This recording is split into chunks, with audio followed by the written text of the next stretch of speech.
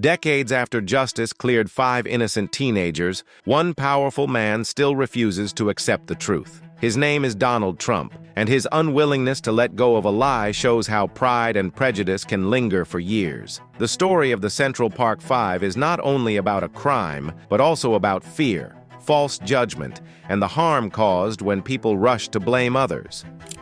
You better believe that I hate the people that took this girl and raped her brutally. You better believe it. And it's more than anger, it's hatred. And I want society to hate them. In April 1989, New York City was shaken by a brutal crime. A young woman was found beaten and raped while jogging in Central Park. The attack shocked everyone. Police quickly arrested 5 teenagers, 4 black and 1 Latino, aged between 14 and 16. Their faces were on every front page, and the city wanted someone to blame. Fear and anger spread fast, and people stopped seeing them as kids. They became symbols of violence in a city already filled with tension. 1989, a 28-year-old investment banker named Tricia Mealy went for her usual jog in Central Park. But what happened next would become one of the most infamous crimes in New York history. Hours later, Tricia was found barely alive. Her skull fractured, her body covered in blood, and left for dead in a secluded area. She had been brutally beaten and assaulted. Doctors said if she survived, she'd likely never walk or talk again. Police quickly arrested 5 black and Latino teenagers, later known as the Central Park Five. They were convicted, largely based on forced confessions. But in 2002, a shocking twist, DNA evidence proved they were innocent. The real attacker, serial rapist Matias Reyes, confessed to the crime. Tricia defied the odds, recovering fully, while the wrongful convictions exposed deep flaws in the justice system. The case exploded in the media. Newspapers used harsh words like wolf pack, and television news painted the boys as dangerous criminals. The pressure on police was huge, and they forced the boys into giving false confessions. They were questioned for hours without parents or lawyers, scared and exhausted. To make it stop, they said what the officers wanted to hear.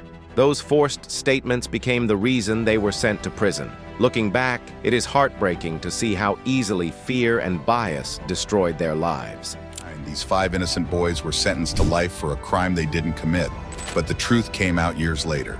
The Central Park Five, Kevin, Raymond, Yusuf, Antron, and Corey, were just boys when they were wrongfully convicted of the brutal assault of a jogger in New York's Central Park. Despite no physical evidence linking them to the crime, they were sentenced to years in prison based on coerced confessions. Their trial was a media frenzy, with the boys portrayed as monsters. But what the public... More than 10 years later, the truth finally came out. A man named Matias Reyes, already in prison for other violent crimes, confessed to attacking the jogger. His DNA matched the evidence exactly, proving the 5 boys were innocent. In 2002, their convictions were overturned. They had lost years of their childhood, missing birthdays, family moments, and chances to grow up freely. The truth cleared their names, but it could never return the time that was stolen from them. Judge Michael Andrews didn't have any sympathy for the minor that at age 14 allegedly robbed, beat, and raped a woman who's now 91 years old. Reyes, along with Carlos Fernandez, who is celebrating his 17th birthday today in shackles, both pleaded no contest and got the same sentence. We think they deserve long prison time. If not for the United States case of Graham, we would ask the court to sentence him to life imprisonment. Prosecutors wanted life in prison, but a Supreme Court ruling means minors can't receive the sentence. Jonathan Rodriguez, who was also involved, made a plea deal and got 20 years. Before all the courtroom chaos, the elderly woman sat quietly with friends and listened to apologies through a headset. I'm sorry. She never know truly sorry. I really am. The judge said that he didn't feel like the men had any remorse. She was just very happy that it was going to be over. In 2014, New York City agreed to pay the 5 men $40 million for what they had suffered. It was more than money. It was an acknowledgement that the justice system had failed them. For many, this brought a small sense of peace. But Donald Trump reacted with anger. Instead of recognizing the pain these men endured, he called the settlement unfair and continued to question their innocence. Because the new mayor wanted it to be settled. It's a very important settlement, most importantly for the men involved and for their families. These are men who spent many years in prison for a crime they didn't commit. It is impossible to compensate for that kind of a loss. But this settlement attempts to provide some measure of justice to them. This case arose at a time when the perception, at least, was that crime in the city was out of control, that the police had to take extra measures to try to beat back crime. And in this case, at least, it appears that the result of that is that 5 young men ended up losing their liberty for many, many years. Back in 1989, Trump had already made himself part of the case. He paid for newspaper ads calling for the return of the death penalty. He said the boys should be executed, even though their guilt had not been proven. Those ads fueled more fear and hate in a city already divided. Years later, even after DNA evidence proved the men were innocent, Trump refused to change his mind. In 2014, he said the city's settlement was a disgrace. During his run for president, he again claimed they were guilty. It was as if truth and evidence did not matter. His pride and unwillingness to admit he was wrong showed how dangerous stubbornness can be when it comes from a powerful voice. April. Mr. President, will you apologize to Central Park 5? They've been exonerated. There have been videos and movies shown about the case, and you came out with a full-page ad saying that they should die, that they should have the death penalty. Why do you bring that question up now? It's an interesting time to bring it up. You have people on both sides of that. They admitted their guilt. If you look at Linda Fairstein and if you look at some of the prosecutors, they think that the city should never have settled that case. So we'll leave it at that. In 2016, Trump released another statement, saying the men had admitted guilt and that the settlement was outrageous. Those words reopened old wounds. The 5 men had already lost years behind bars, and now they had to hear the same lies again. It is painful to think that even after all the facts were proven, a future president could still refuse to see their innocence. Bring that question up now. It's an interesting time to bring it up. You have people on both sides of that. They admitted their guilt.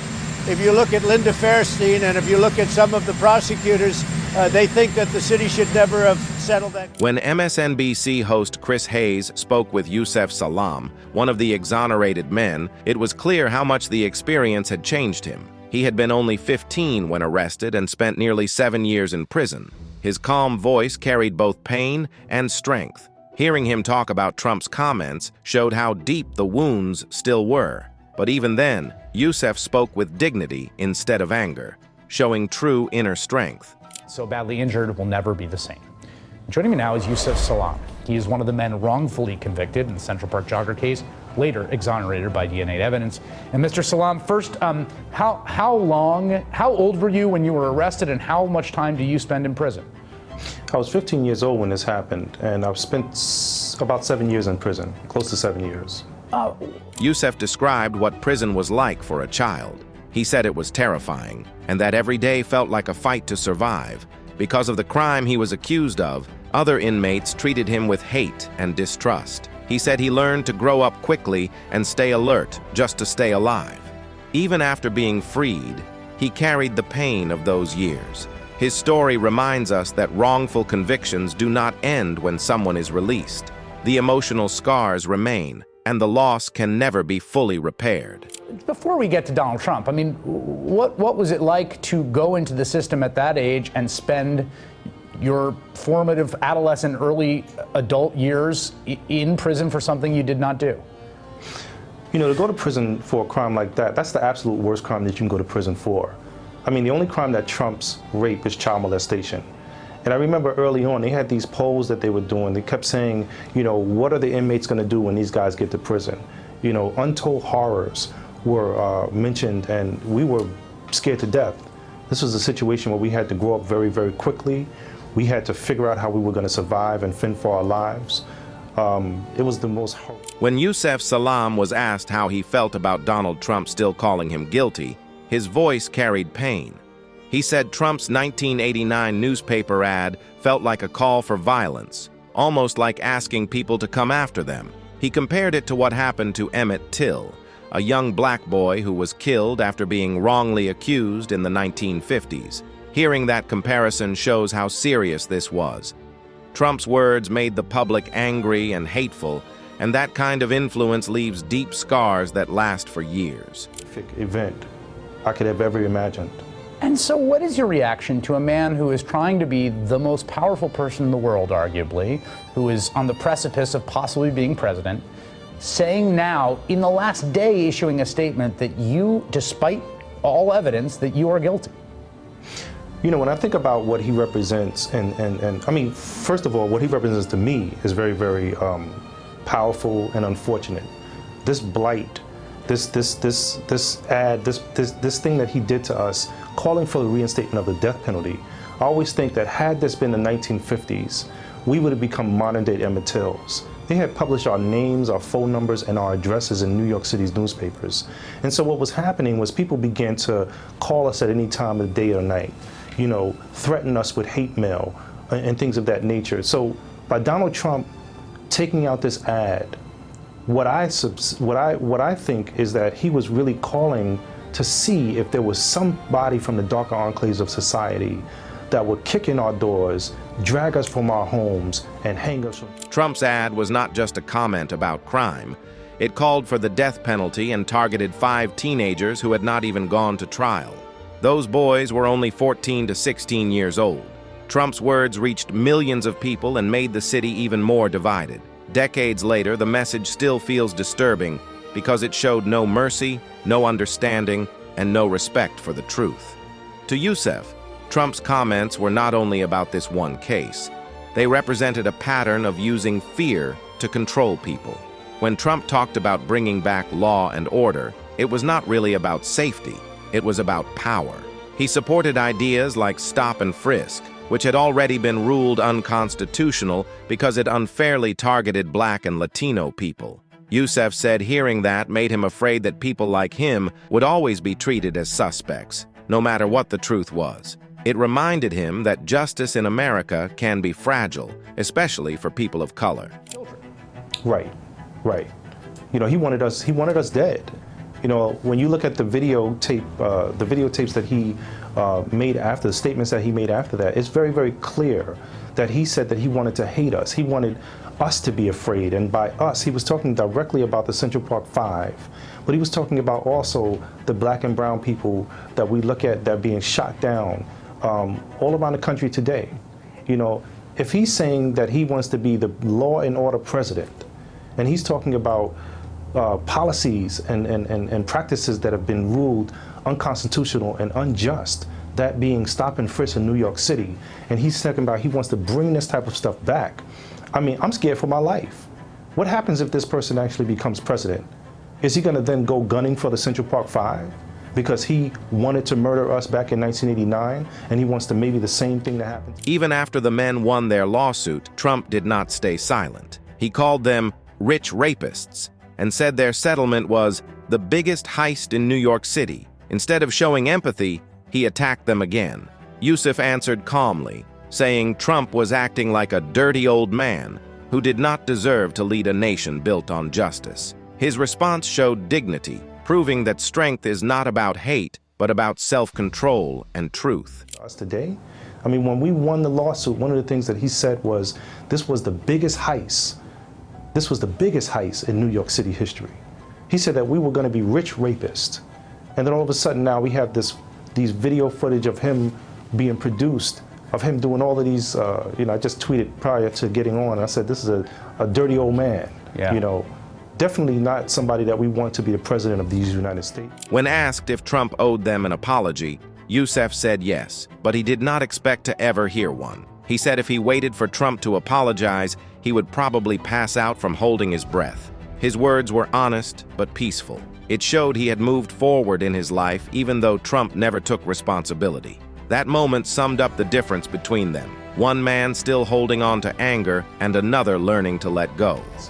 The type of issues that he presents overwhelmingly causes us, and we need to push far, far away from him. Mr.